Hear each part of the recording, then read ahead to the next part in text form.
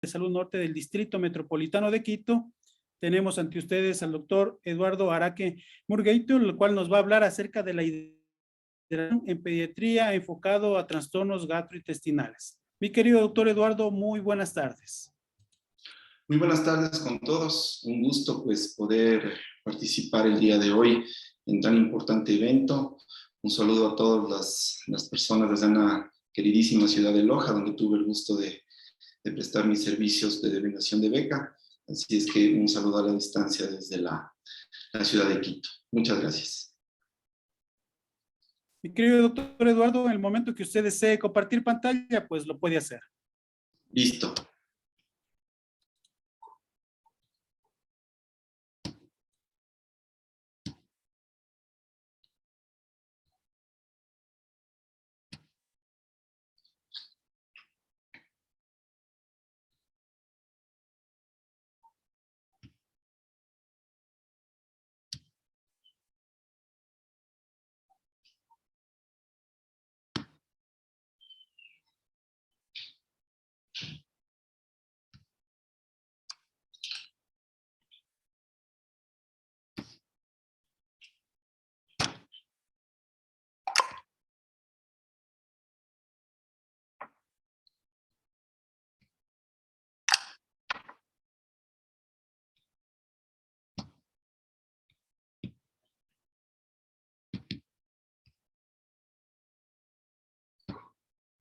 Ahora tengo un problema aquí.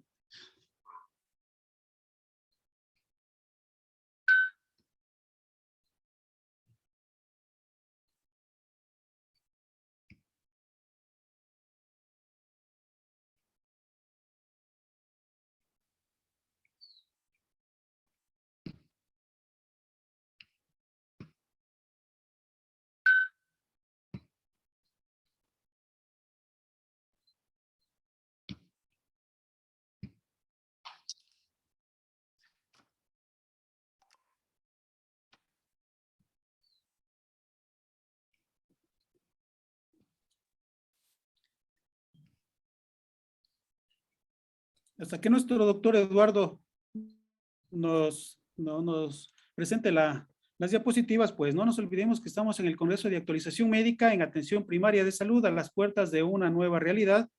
Estamos en nuestro tercer día de conferencias. A las 19 horas vamos a tener el abordaje diagnóstico del dolor precordial en Atención Primaria de Salud por la doctora Jimena Mora, culminando nuestro tercer día. Mi querido doctor Eduardo, por favor, Sí, me confirma que ya está compartida la pantalla. Sí, adelante, mi estimado doctor. Listo, gracias. Bueno, el día de hoy vamos a tratar un tema que reviste importancia dentro de la atención pediátrica de los niños, y es el tema de hidratación enfocado a los trastornos gastrointestinales. Para hablar de esto es importante entender que se convierte, justamente en la charla anterior se había hablado sobre el tema por grupo etario, donde las enfermedades gastrointestinales y principalmente la deshidratación por trastornos diarreicos se han visto que tienen una prevalencia muy importante en el grupo etario infantil.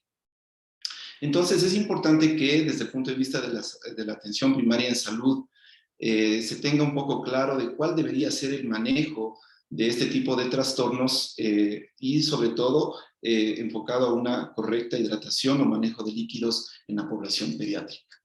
Entonces, para esto vamos a enfocarnos fundamentalmente en la enfermedad diarreica aguda como este trastorno, uno de los trastornos gastrointestinales con mayor frecuencia en la población pediátrica.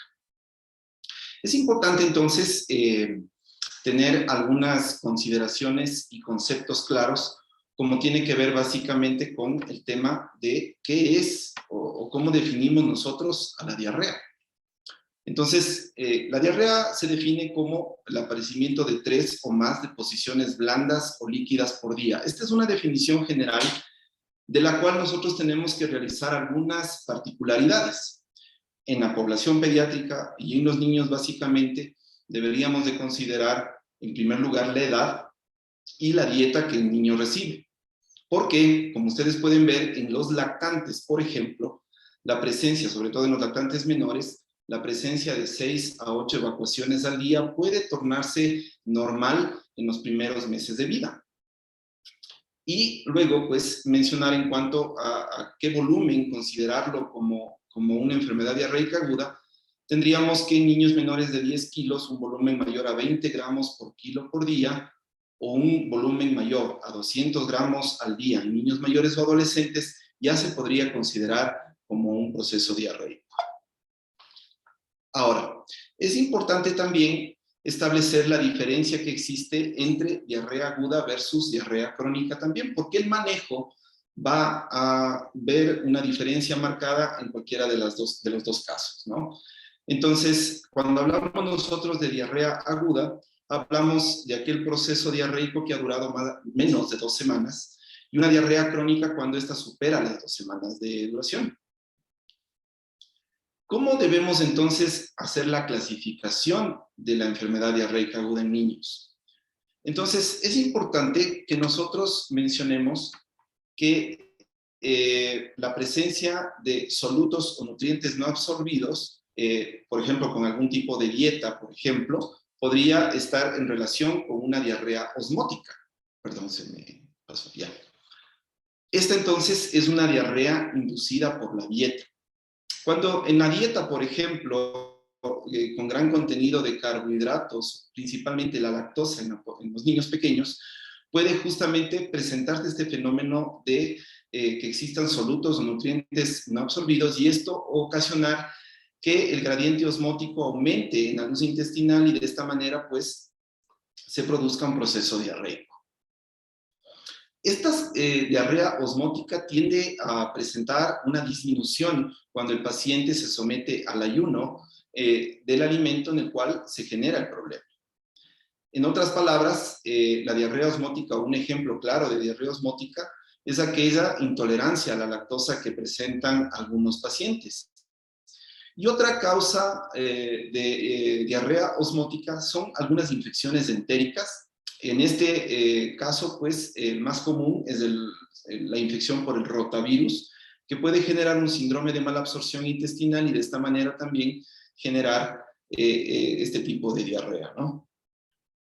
En cambio, en la diarrea secretora pueden haber algunas definiciones importantes, pero básicamente es la secreción activa de iones hacia la luz intestinal. Esta diarrea tiene alguna relación con el transporte de electrolitos y alteraciones en los mecanismos de transporte de iones hacia las células epiteliales del intestino. Esta, a diferencia de la diarrea osmótica, persistirá pese a la cesación del ayuno. Y hay bacterias más bien de características enterotoxigénicas que podrían estar relacionadas con este tipo de diarrea. Para mencionar algunas, el cólera, Clostridium perfringens, Clostridium difficile, la enterotoxina por termoestable de Escherichia coli, son algunos de los ejemplos de bacterias enterotoxigénicas que pueden estar relacionadas con la producción de esta diarrea secretora. Luego, las enterotoxinas virales también pueden ser causa de diarrea secretora, y dentro de estas, el rotavirus con una enterotoxina viral, una glicoproteína no estructural, la NSP4, que se ha visto tiene una gran relación con el desarrollo de este problema. Otras diarreas secretoras pueden ser mediadas por péptidos gastrointestinales también, y ciertas sustancias fisiológicas como ácidos biliares o algunos medicamentos que podrían presentar este tipo de problema. Entonces, de una revisión rápida de cómo es cuál es el concepto de la diarrea, las definiciones de cuáles son los diferentes tipos de diarrea. Entonces debemos de ahora centrarnos en clasificar la deshidratación que puede presentar el paciente antes de instaurar la terapia que debemos de establecer. Para esto es importante definir las diferentes manifestaciones clínicas presentes en un proceso diarreico agudo. Entonces, aquí es importante entender que existen una serie de manifestaciones y signos descritos en la literatura para nosotros poder catalogar al paciente como o con qué grado de deshidratación se encuentra. Y aquí hay que hacer algunas puntualizaciones, ya que muchos de los signos descritos pueden ser algo subjetivos al momento de la valoración clínica. Entonces, es importante ir revisando cada uno de ellos. Como ustedes pueden ver en este cuadro donde se establece el grado leve, moderado y severo de la deshidratación, habla en primer lugar del pulso. Entonces, el comentario que se puede hacer en relación a la frecuencia cardíaca, al pulso, con un parámetro a medir en las salas de servicios médicos en general, es justamente en relación a aquel tipo de deshidratación severa o grado de deshidratación severa que puede presentar el paciente. En otras palabras, ya a un estado severo de depresión de volumen, donde vemos nosotros que ya desde una deshidratación moderada a severa, el paciente puede presentar una taquicardia, ¿no? En su defecto, en una deshidratación severa, la frecuencia cardíaca aumentar o sería muy leve de palpar o de percibirla, ¿no? Por otro lado, tenemos la presión sistólica, que es otro rango, otro signo vital que tenemos que valorar siempre en los pacientes y que va a presentar una anormalidad igual en grado moderado a severo. Cuando nosotros vemos una hipotensión ya, nos encontramos frente a un proceso de shock hipovolémico, lo cual ya pues alerta que el tipo de intervención en este tipo de pacientes sea diferente, sea mucho más agresivo. Luego tenemos la frecuencia respiratoria, la misma que puede ya verse alterada igual desde la deshidratación moderada a severa, con una taquicardia, una taquipnia importante y en algunos casos una bradimia o una parada cardíaca o cardiorrespiratoria. Entonces, estos ya son signos más bien que se pueden presentar durante el shock hipovolémico derivado de un cuadro diarreico agudo, ojo, en un paciente y dependiendo básicamente de la edad. No nos olvidemos que los niños más pequeños tienden a tener un cuadro mucho más severo de deshidratación que el niño en edad escolar o más grandecito. Y esto debido básicamente al porcentaje de agua corporal que tiene en base a su masa corporal. Luego vienen ya los signos que son, como les decía, algo subjetivos en la valoración, como la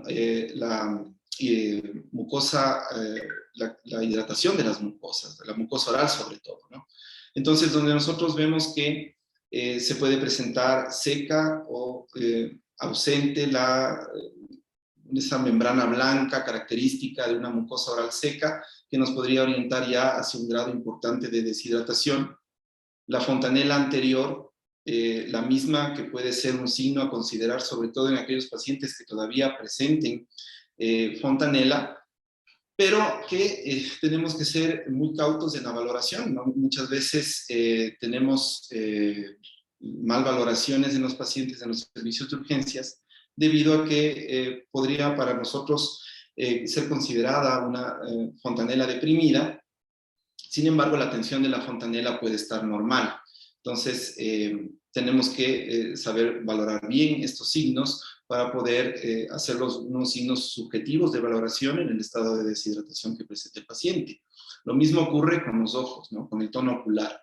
Entonces, aquí siempre es importante saber la fenotipia familiar del niño, ya que muchas veces la facies del niño puede corresponderse a la de sus familiares, que presentan esta característica o se apreciaría más o menos como que los ojos están hundidos, ¿no? Sin embargo, pues sí es un signo a tomar en cuenta ya en el conjunto y en la valoración en conjunto del paciente con deshidratación. La turgencia de la piel es otro de los signos importantes de valoración. Aquí es importante establecer que en los pacientes eutóficos podría ser un signo a tomar en cuenta. No ocurre lo mismo en los desnutridos o en los pacientes con gran obesidad, debido a que el signo de la turgencia de la piel de pronto puede ser un falso positivo o un falso negativo, dependiendo de cómo se lo vea.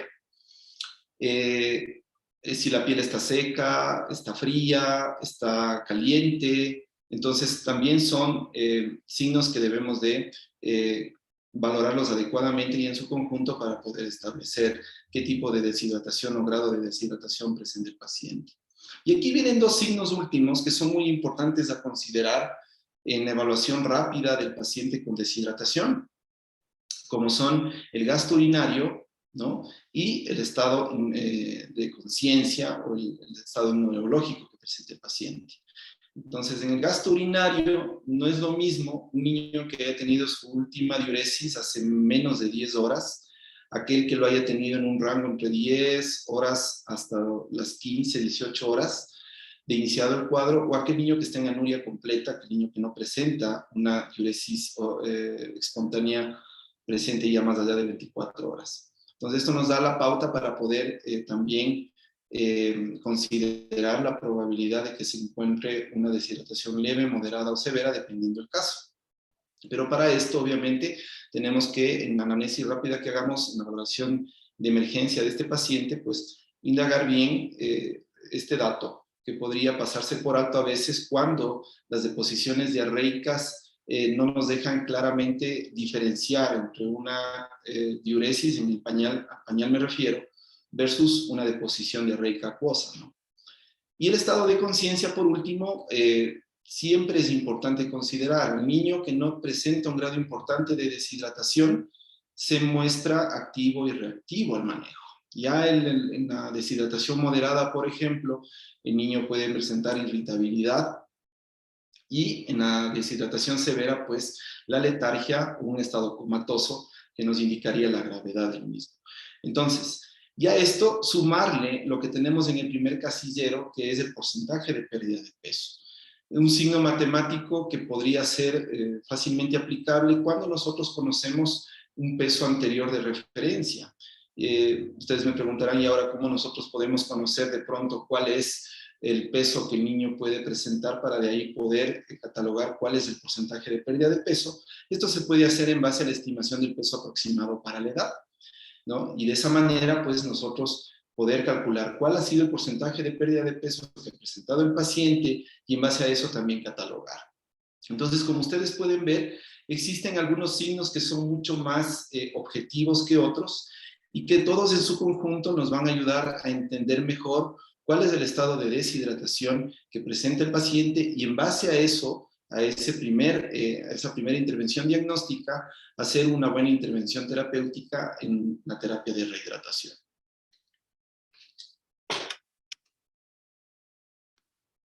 Ok, entonces vamos a hablar sobre la hidratación oral en la diarrea aguda. Entonces, para esto es importante primero seleccionar una adecuada terapia y, como ya dijimos antes, establecer cuál es el estado de hidratación que presenta el paciente o de deshidratación que tenga el paciente para poder establecer una buena terapia. Entonces, en el plan A de hidratación, este plan A va dirigido a aquel paciente pediátrico que presente diarrea aguda, pero que no muestre signos de deshidratación, ¿no?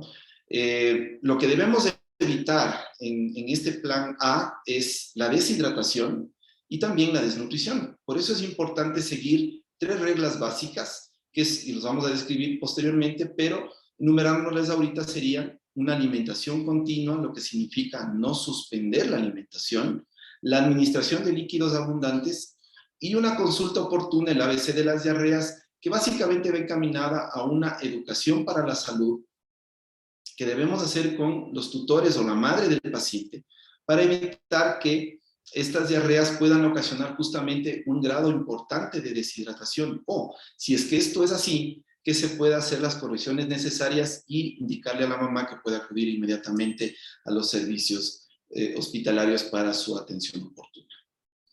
Entonces, en la hidratación, en el plan A, ¿a qué nos referimos nosotros con alimentación continua? Muchas veces creemos que una medida adecuada ante un paciente con enfermedad diarreica aguda sea de pronto el recomendar el ayuno, el que pare su alimentación, suponiendo que esto pueda mejorar el estado de salud del paciente. Sin embargo, esto es un error importante y no se debe recomendar el ayuno de ninguna manera en este tipo de paciente, ya que esto puede conllevar a un empeoramiento de su cuadro de deshidratación, a comenzar también adicionalmente un proceso de desnutrición y por lo tanto agravar el cuadro.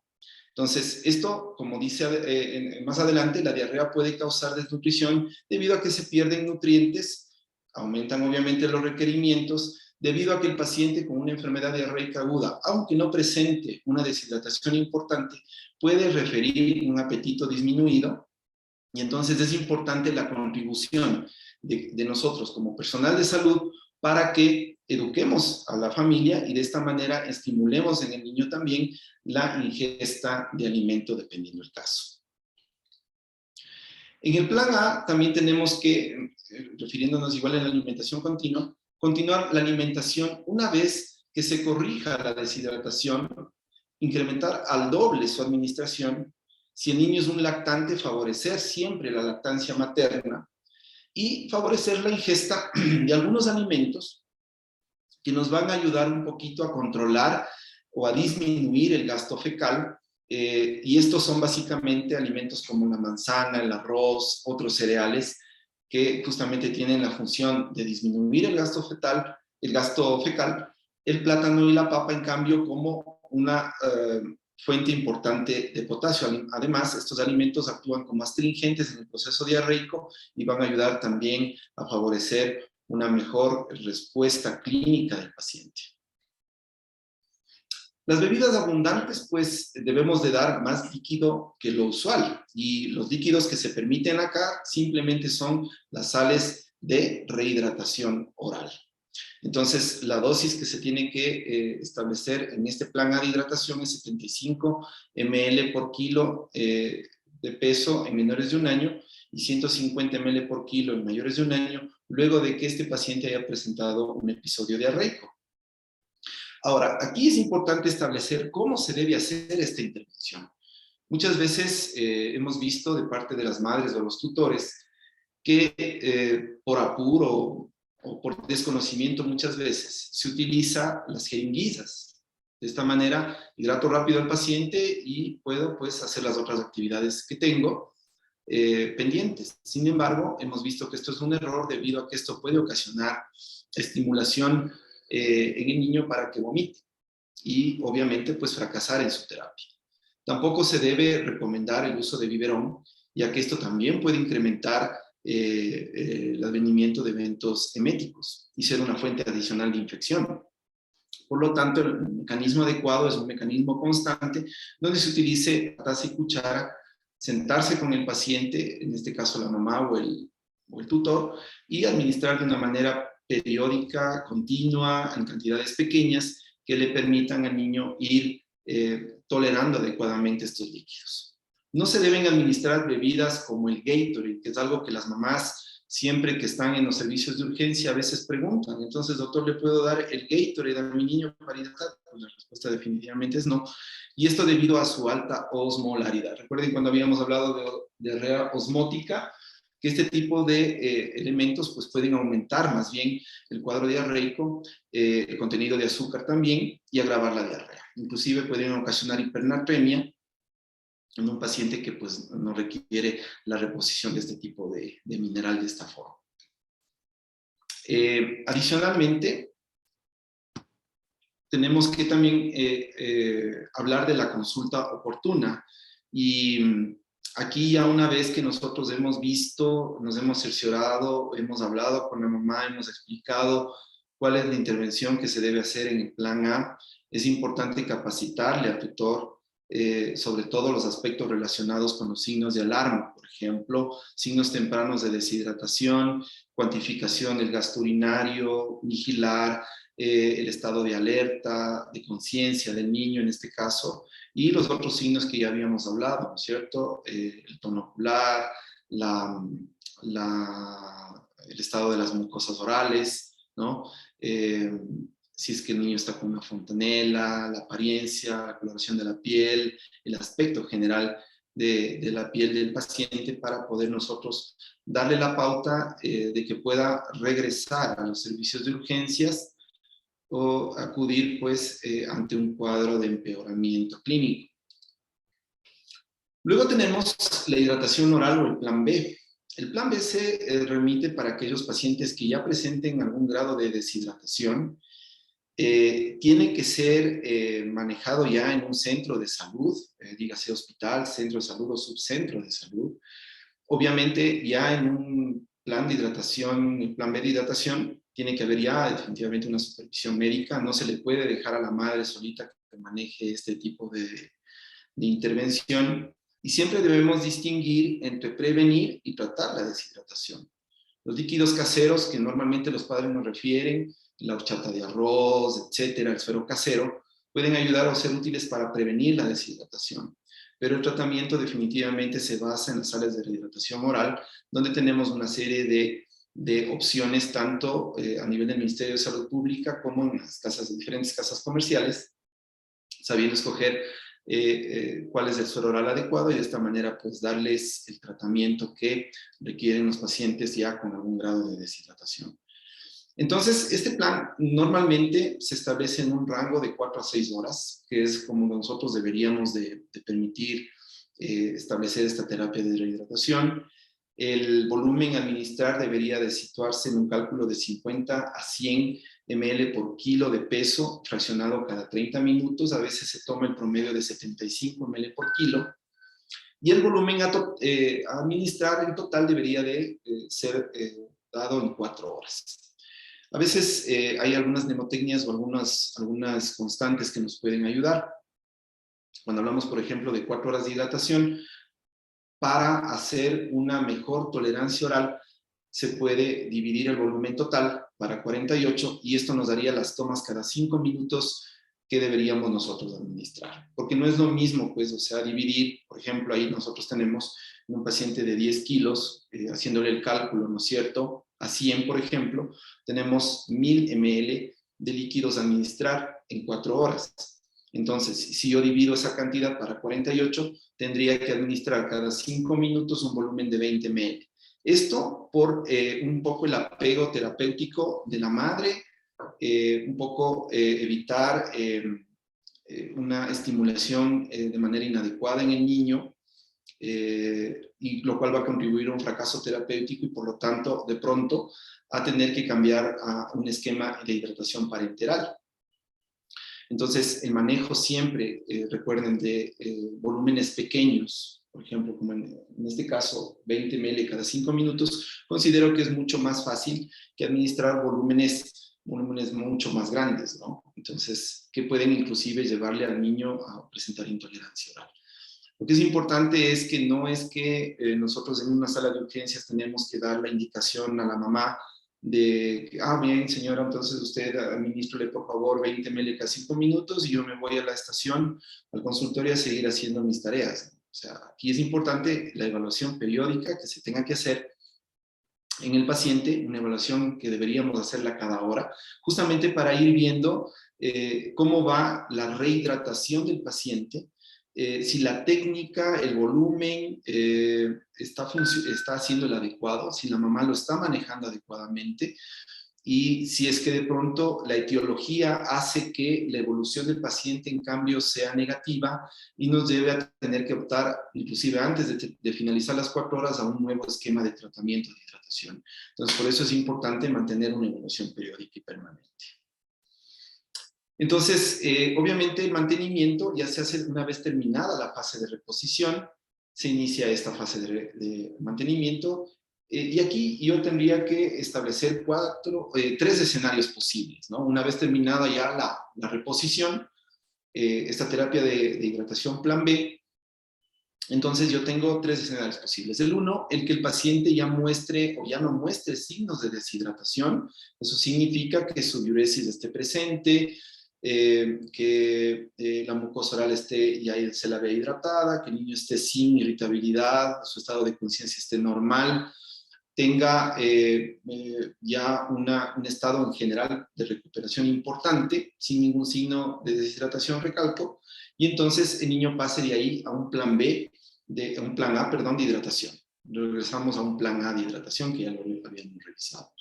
O en su defecto, pues el segundo escenario es que el niño se mantenga con el mismo estado de deshidratación que mantuvo al momento de iniciar esta terapia de hidratación, un plan B.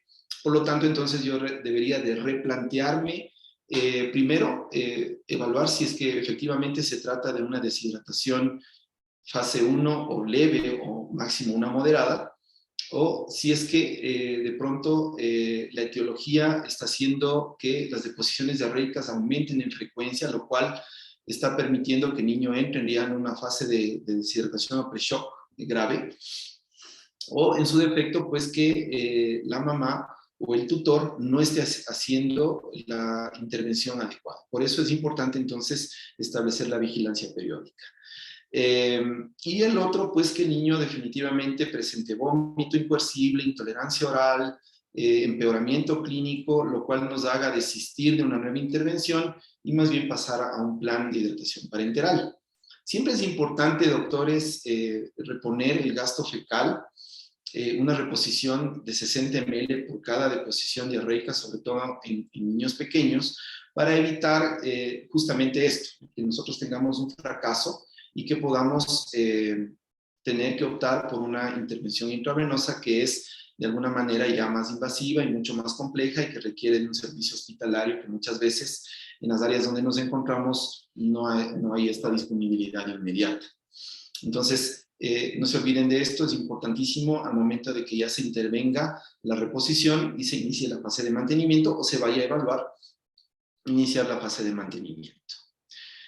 Luego tenemos la tercera terapia de hidratación, que es el plan C. Entonces, aquí hay algunas indicaciones puntuales para directamente acudir a este plan C de hidratación. Estas son básicamente la alteración del estado mental, lo cual está básicamente justificado por una preocupación absoluta de aspiración. Entonces esto, por ejemplo, si ustedes revisaban los signos de deshidratación, no podría yo iniciar un plan de hidratación oral en un individuo que tenga, o en un niño que tenga, un shock hipovolémico, un estado de deshidratación severa, o inclusive un grado 2 de deshidratación con mucha irritabilidad, debido a que el niño irritable pues no tiene ningún tipo de calma en el regazo de su madre, inclusive con sus cuidadores, lo cual hace que escupa el contenido o, en su defecto, por la obligación de tratar de hidratarlo, vaya a presentarse un evento de aspiración. Entonces, en estos casos es preferible tomar la decisión de pasar directamente a la vía parenteral. Lo mismo ocurre si es que sospechamos de un hilio abdominal y esto debido básicamente a un desbalance hidroelectrolítico que nos podría llevar justamente a esta complicación. Un trastorno subyacente que limite la absorción intestinal en la terapia de rehidratación oral, como por ejemplo un síndrome del intestino corto, mala absorción intestinal, esto básicamente pues por el tipo de evento diarreico o de cuadro etiológico que cause la diarrea. Una deshidratación severa que va a la par del estado mental alterado y el vómito incoercible, que lo vamos a definir como la presencia de más allá de 3 o 4 vómitos en el lapso de 1 hora. Entonces es importante también esclarecer aquello porque muchas veces ha pasado que en las salas de emergencia se indica que el niño está con intolerancia oral o en el momento de la anamnesis la mamá le indica que ha vomitado 8 veces en el día o durante el día. Y esto justamente pues no puede necesariamente tratarse de una intolerancia oral y tenemos que averiguar dentro de la anamnesis justamente si es que coincide con el vómito incoercible o no, con el advenimiento de 4 o más episodios eméticos en un lapso corto de tiempo, que generalmente es 1 hora. Entonces, hay una fórmula muy mnemotécnica para poder nosotros establecer cómo vamos a hidratar a este paciente con una deshidratación grave, ¿no es cierto? Es justamente hacer la suma de pérdidas, mantenimiento y restar el rescate de ser este el caso. Entonces, lo primero que yo voy a hacer es algunas preguntas en cuanto se refiere al momento de instaurar la hidratación parenteral. Entonces, al reponer a un niño hipovolémico se deben responder. ¿El niño requiere terapia de emergencia, o sea, terapia de rescate? Para poder responder esa pregunta, yo tendría que tener a un niño con una deshidratación severa, con signos de shock hipovolémico, y entonces la respuesta va a ser sí, y por lo tanto, pues requeriríamos terapia de rescate. Luego, ¿por qué vía le voy a hidratar? Obviamente, si el niño está o requiere terapia de rescate, no vamos a optar por la vía oral y directamente nos vamos a ir a la vía parenteral. para la administración de los líquidos. ¿Qué tipo de líquido debo administrar? Entonces, aquí es importante hacer un comentario de qué fase de deshidratación, de qué tipo de deshidratación tiene el paciente para poder establecer cuál es el tipo de solución a emplear. Si hablamos de una terapia de rescate, de un shock hipovolémico, donde yo tengo algunas características que vamos a mencionar, entonces no puedo administrar solución glucosada por el gradiente osmótico y tampoco ninguna solución que tenga potasio. En el rescate exclusivamente yo debo utilizar solución salina isotónica, que me va a permitir a mí reponer la valemia de forma adecuada y no ocasionar mayor daño. Luego, ¿qué volumen de líquido debo administrar inicialmente y luego en el seguimiento? Entonces, este es un cálculo que también tengo yo que establecer en un esquema, hacer el cálculo necesario y darle indicación, en este caso, pues sí es el caso de enfermería, para que se administre inmediatamente. ¿Y cuál va a ser el ritmo en el cual yo voy a administrar estos líquidos? Entonces, todas estas preguntas deben ser resueltas antes de iniciar la terapia de rehidratación parenteral. Entonces, aquí yo tengo, por ejemplo, en el rescate, dos opciones. La una, que establece la Academia Americana de Pediatría, que es el uso de bolos de rescate de 10 a 20 ml por kilo, cada 30 minutos y hasta por 3 ocasiones, con una vigilancia de la diuresis entre estos bolos, ¿no? Y una vez obtenida la diuresis, iniciar un proceso de hidratación que va a sumar pérdidas y mantenimiento. Y la otra opción es la que nos sugiere el manual IEPI, en donde yo tengo el volumen de 100 ml por kilo a administrar en 3 horas, con un volumen en la primera hora de 50 ml por kilo, a la segunda de 25 y a la tercera de 25 ml por kilo. Ahora, es importante establecer entonces que en esta fase de rescate inicial de estabilización, yo tendré que tomar esta decisión cuando la diuresis espontánea en el paciente haya superado las 10 horas de ausencia y peor aún si el paciente se encuentra en un proceso de anuria. Luego es importante establecer que el tipo de solución para intervención en este caso es la solución salina isotónica, no necesariamente soluciones con potasio y peor aún glucosadas. Y hacer una vigilancia luego de cada bolo. Y el momento en que nosotros obtengamos diuresis, parar la administración de estos bolos, hacer el cálculo del volumen que se ha administrado y tomarlo aparte, porque recuerden ustedes que en la fórmula inicial, cuando iniciamos con hidratación parenteral, hablábamos de que las pérdidas van sumadas al mantenimiento, pero el rescate es el que se resta, justamente para evitar encharcamiento sobre hidratación en el paciente. Entonces, como les dije, usar una solución salina isotónica y una solución libre de potasio hasta obtener diuresis, debido a que este elemento puede ocasionar más bien daño a nivel renal y generarnos algún problema adicional. Entonces, para calcular la pérdida, ¿no es cierto? Calcular esta cantidad de hidratación inicial que vamos a hacer, es las pérdidas. Entonces, yo me baso en base a los grados de deshidratación y al peso que tiene el paciente. Entonces, por ejemplo, si yo tengo niños menores de 10 kilos, el cálculo se hará en el grado 1 de deshidratación en base al 5% de la pérdida de peso, por lo tanto, 50 cc por kilo. En el grado 2 hablaríamos del 10%, o sea, 100 cc por kilo, y en el grado 3, 150 cc por kilogramo de peso, que corresponde al 15% de pérdida de peso o más. Si el paciente es mayor a 10 kilos, los valores bajan un poco. Entonces, en el grado 1 al 3% correspondería a 30 cc por kilo, más en el grado 2, 6% o 60 cc por kilo, y en el grado 3, con una pérdida mayor al 9%, el 90 cc por kilogramo de peso. Entonces, este es el cálculo de las pérdidas, que van a ir sumadas al mantenimiento, que lo vamos a ver aquí.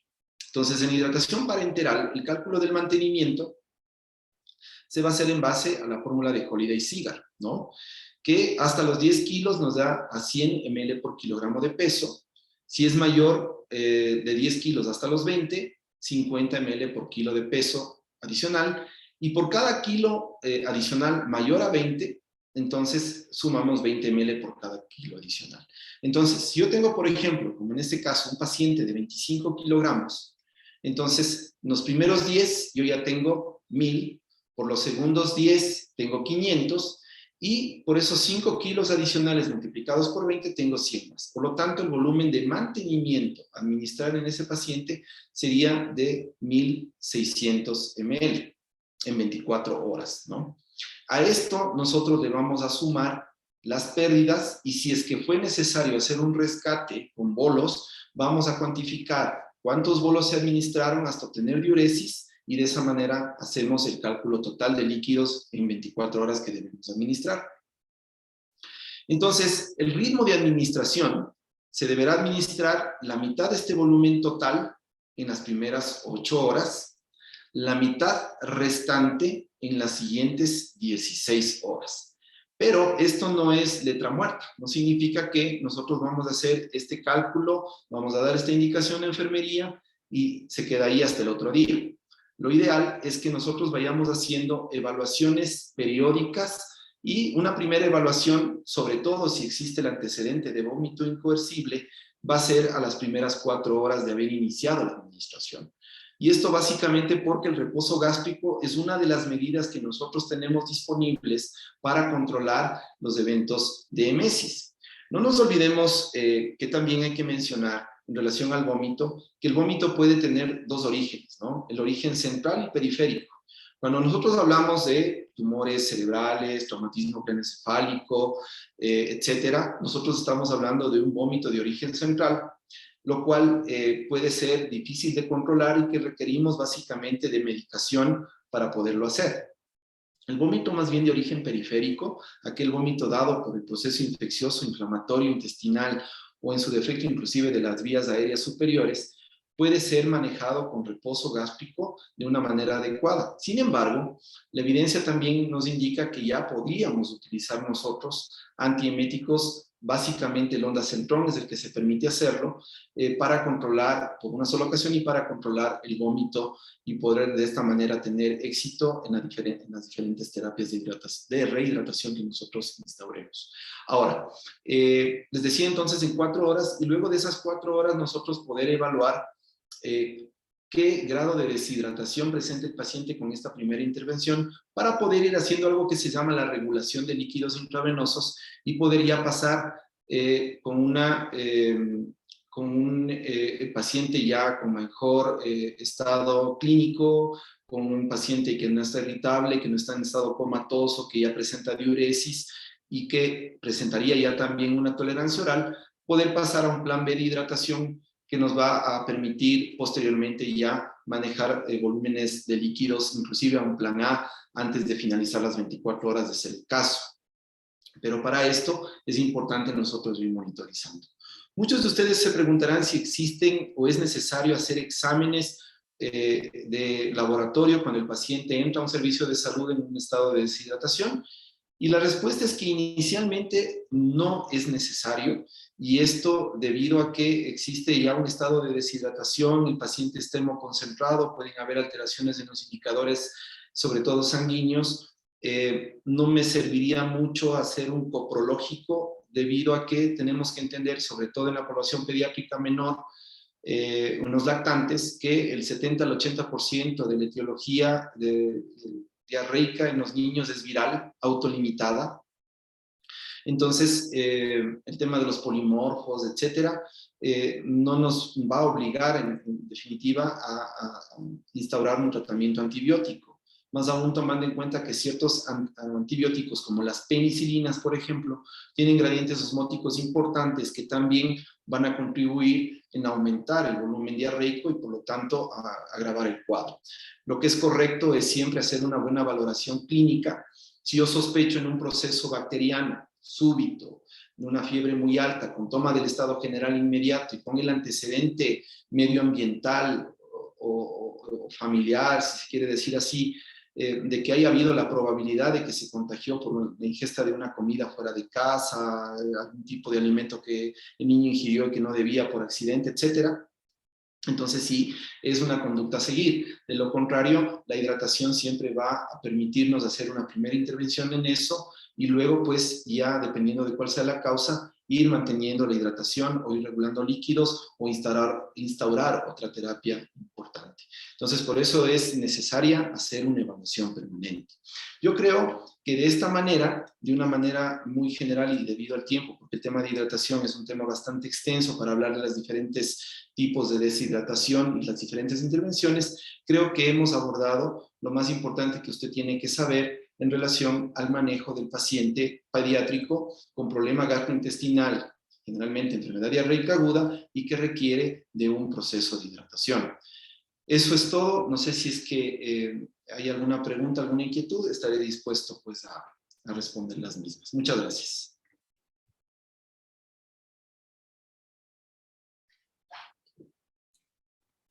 Muchas gracias por su exposición, mi querido doctor Eduardo. Sí tenemos algunas preguntas de parte de nuestros participantes. Nos indican, doctor Eduardo, ¿cómo se debe valorar e hidratar al niño en el centro de salud? Bueno, igual como habíamos mencionado anteriormente, ¿no? Estableciendo cuáles son los signos de deshidratación que puede presentar el paciente en su conjunto.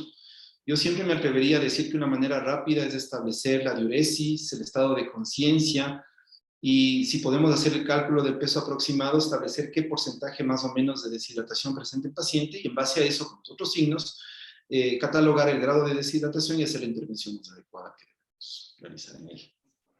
Muy bien, mi querido doctor. Doctor Oscar Nole nos señala, deseándole muchos éxitos en su profesión y personal.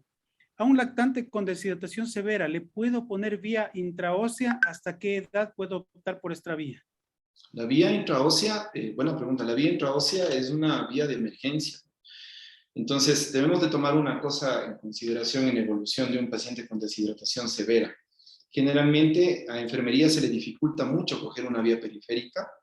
El niño está prácticamente en shock y claro, tenemos que actuar inmediatamente. Entonces, si tengo yo la técnica, tengo el equipo, entonces la vía intraósea es una opción que puede salvar vidas. Definitivamente es la opción que se debería de tomar hasta estabilizar al paciente, tener una volemia adecuada y de esa manera ya poder perfundir el resto de la hidratación por vía periférica. Sería lo ideal.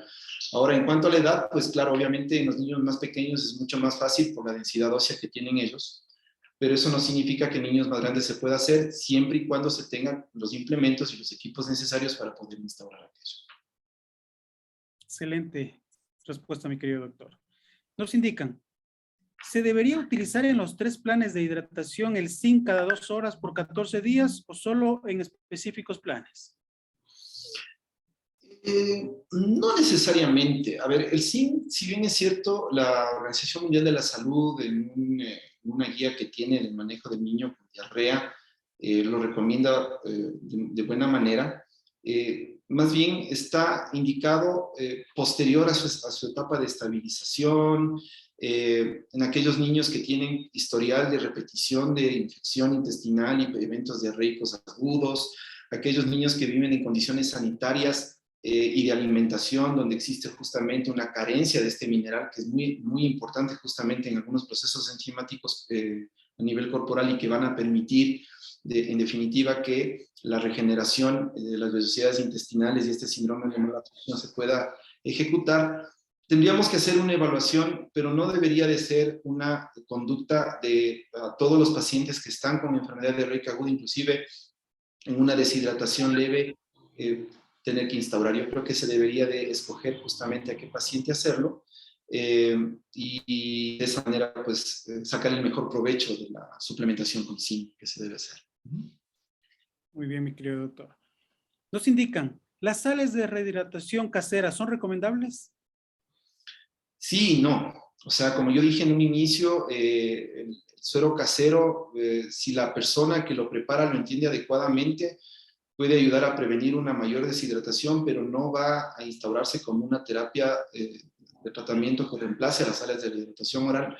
Yo creo que en un inicio es una alternativa viable hasta poder acceder al esquema certificado de sales de hidratación oral que se encuentra en el Sistema Nacional de Salud. para evitar justamente que por proporciones o por aumento o carencia de ciertos minerales se llegue a los diferentes tipos de deshidratación, específicamente la hiponatrémica y la hipernatrémica, que podrían ser los efectos derivados de este tipo de administración. Entonces yo creo que, como decía en un inicio, es válido el uso de esta terapia si es que no puedo acceder inmediatamente a estas fuentes de sales de rehidratación oral, ya sea las que hay en el mercado o a nivel del Ministerio de Salud, o hasta llegar a un puesto de salud. Pero de ahí en adelante, pues el niño tiene que ser manejado como tiene que ser, unas sales de rehidratación oral certificadas a nivel de salud. Totalmente de acuerdo, mi estimado doctor. ¿En qué casos se usa el método Chiriboga? Bueno, el método del doctor Enrique Chiriboga, que era un método en boga, que se utilizó mucho en las salas de emergencia del Hospital Bajo Ortiz, de donde inició justamente, es un método un poco que se ha dejado de usar masivamente porque está limitado más bien a una población de peso menor. El método se lo conoce como método de hidratación rápida. No lo mencioné en esta exposición debido a que no es un método universal de hidratación, es más bien un método local que utiliza una constante, la constante de mantenimiento que utiliza el método Chiriboga son 80 ml por kilo de mantenimiento y sumado a los diferentes grados, ¿no? Y de esta manera el mayor volumen en las primeras 8 horas y el siguiente en las siguientes 16. El problema es que el volumen muchas veces en pacientes que pesan o tienen un peso importante, mayor de 10 kilos o un poquito más inclusive, puede llevar a una sobrehidratación. Por eso es que entiendo yo que se ha dejado de utilizar de una manera rutinaria como un método protocolizado en las unidades de salud y ahora más bien se trata de establecer este método que lo vamos a utilizar en cualquier parte del mundo, que es el que está establecido, que es el cálculo de pérdidas, mantenimiento y el manejo de la fórmula Holiday-Cigar y demás, ¿no? Muy bien, mi estimado doctor. Tenemos también otra pregunta. Nos indican, ¿cuándo derivar al paciente pediátrico con deshidratación? ¿Hasta cuándo esperar? Bueno, depende, ¿no? O sea, si yo ya encuentro o recibo o recepto un paciente en el servicio de salud donde se ve que está irritable, que posiblemente no me vaya a ir bien con un esquema de hidratación, por ese lado ya podría ser un motivo suficiente para derivarlo a una unidad de mayor complejidad. Si es que en mi unidad yo no tengo la posibilidad de hacer una vigilancia, por ejemplo, si es que el sistema operativo funciona 8 horas y el paciente ingresa a las 3:30 de la tarde y no va a haber nadie que me ayude vigilando al paciente, podría ser otra causa para que pueda ser referido. Si el paciente viene de zonas lejanas, una población rural, donde solamente para ir al centro de salud le toma medio día y para regresar igual no poder tener un seguimiento adecuado de cómo va ese niño en su etapa de deshidratación, esa podría ser otra causa para que pueda ser referido y obviamente aquel paciente que llegue en un estado de shock.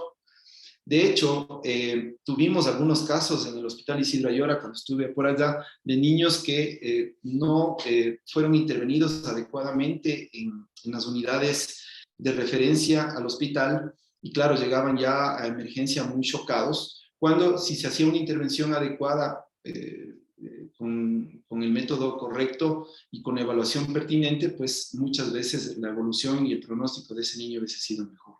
Entonces yo creo que eso sí dista mucho de la evaluación médica que se le haga al paciente, del estado en el que se encuentre clínicamente y de esa manera, pues, con todo el medio ambiente que lo rodea, distancia de su hogar, disponibilidad de observación en la unidad de salud, etcétera, poderle referir o no, depende de cuál sea el caso. Muchas gracias, mi estimado doctor Eduardo. Un lujo su presentación, grandes conocimientos. El día de hoy hemos abordado hidratación en pediatría enfocado a trastornos gastrointestinales. Nos acompañó el doctor Eduardo Araque. Muchas gracias, mi estimado doctor Eduardo, nuevamente. Mi querido doctor Patricio, tal vez algunas palabras para el doctor. Estimado doctor Eduardo, muchas gracias por su participación. Siempre es un gusto tener sus conferencias y sus clases. Tener gusto de en mi posgrado ser mi tutor y lo llevo con mucho cariño. Muchas gracias. Muchas gracias a ustedes, les agradezco muchísimo por la oportunidad y un saludo a la distancia, tan grandes buenos amigos que tengo allá en Loja, esa linda ciudad. Muy amables a ustedes, muy amables, gracias.